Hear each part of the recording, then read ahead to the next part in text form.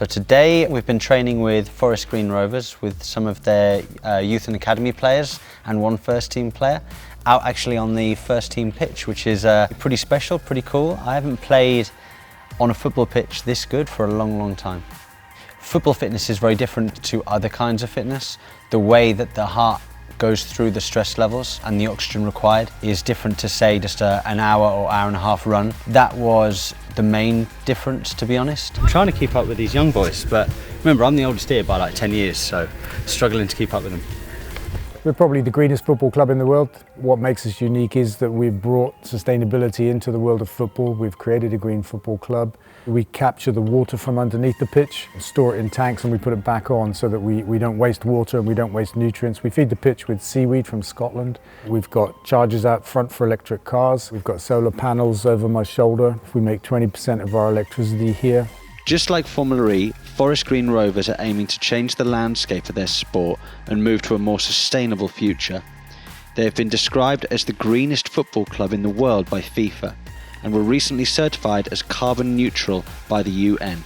Yeah, the fact that this is a completely green club effectively is not only appealing to myself, but I think to everybody within the Formula E community, especially Envision Virgin Racing. We heavily believe in these things, and when I got told about this opportunity, I jumped at the chance to come here and get some training done, not only because I love my football, but because of what the club represents. But I think the biggest thing we've done is bring plant-based eating, vegan food into the world of football. That was a big culture shock. A bunch of our fans have gone vegetarian and gone vegan as well, and they've done that because they've come here to a football game and they've tried something different.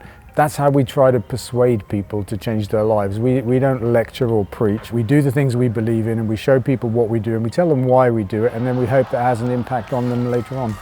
It was delicious, really was. The vegan foods and choices these days in 2019 are amazing. I would push for everybody to give it a go, but genuinely the food is tasty, nutritious. There's a movement afoot now. It's been led by the United Nations to get all kinds of sports involved in this fight against climate change. So I think it's great that we can collaborate like this. Sam can come down here and try a bit of football. Of course, in return, I want to come and have a drive in your Formula E car.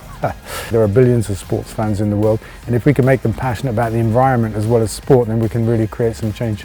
A massive thanks to the guys over at Forest Green Rovers for inviting us down. I hope to see you at the London E-Prix this season.